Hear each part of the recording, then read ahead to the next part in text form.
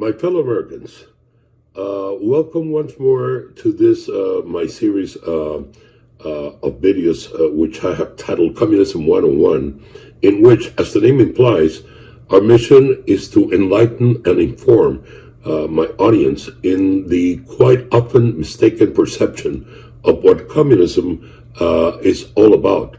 I don't know about you, but I personally find it incredibly cynical, hypocritical, if you will, that nowadays the words communist and communism have mysteriously disappeared from the American vernacular.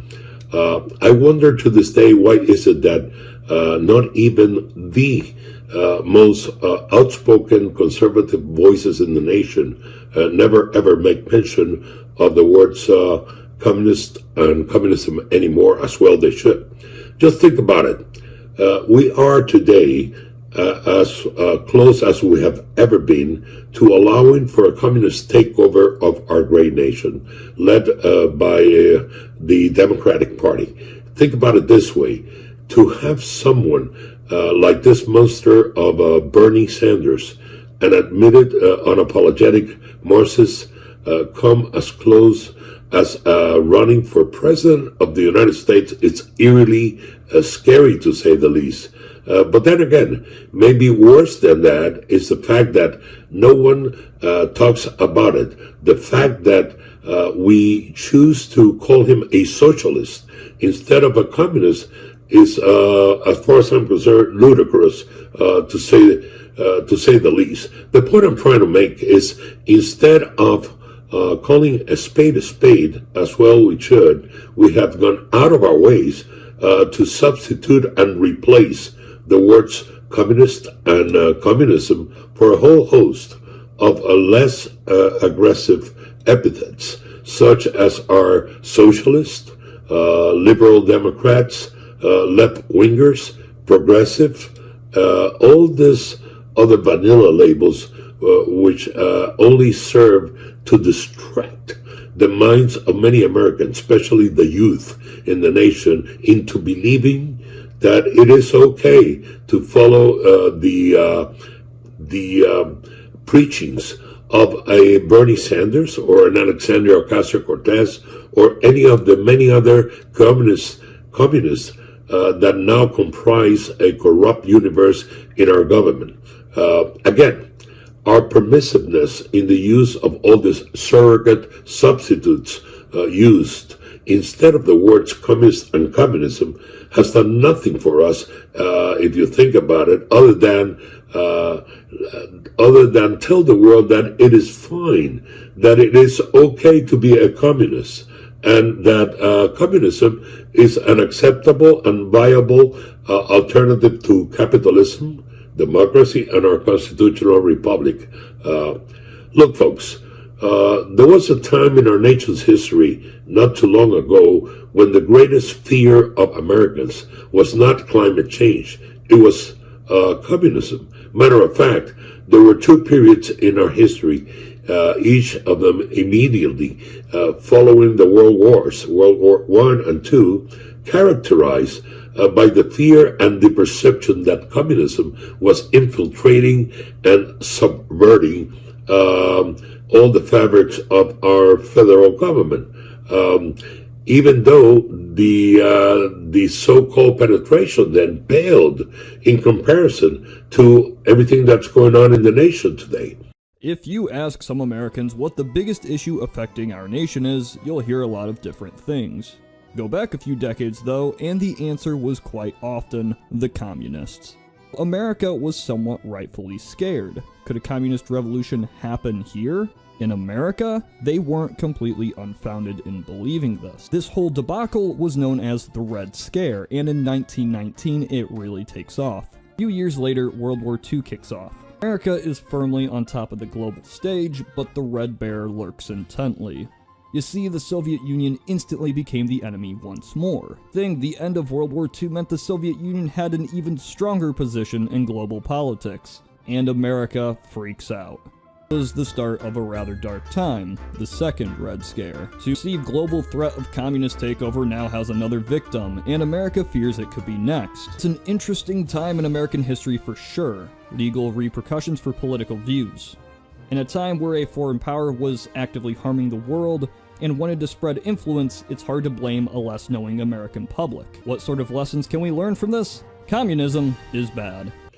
Just as a point of reference, back in the 1950s, the then head of the FBI, by the name of Edgar Hoover, unlike today's corrupt heads of the FBI, was a fierce persecutor of communism in the United States and anything that smelled like communism. Communism in reality is not a political party. It is a way of life, an evil and malignant way of life. It reveals a condition akin to disease that spreads like an epidemic.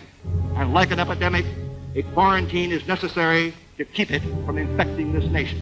Hoover, even wrote a book on communism, which he published in 1958, titled Masters of Deceit, in which he might just as well been prophetically describing today's communist Democrats' penetration in our government. So the question remains: whatever happened since the 1950s, when we were so fearful of communism, to now, where communism is not only an accepted ideology, but one that it is endorsed and supported by many in the nation. Well, we could spend a lot of time really speculating on the many reasons on why it all has changed so much. However, I do believe that our collective plot of silence in calling communism for what it really is has much to do on how far the communists, have been able to penetrate our nation. My fellow Americans, to be clear, communism, as I've said many, many times before, has a death toll of over 100 million people throughout history. Communism has killed more people than the coronavirus and all these pandemic diseases combined will ever kill. To all of you watching this video, this is a one man's plea for help or helping me carry out our message to as many people as we possibly can.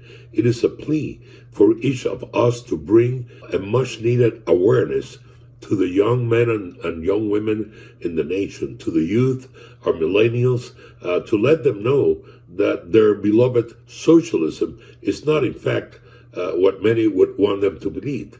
That it is not that romantic perception associated with this professed equality of the classes inherent in the word socialism, but it is instead a cruel version which has, throughout history, denigrated, besmirched, and disparaged mankind in ways that we cannot even imagine.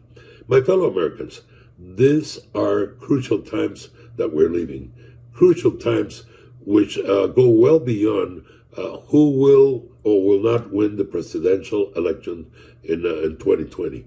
Crucial times in terms of what lies ahead in the future of this great nation.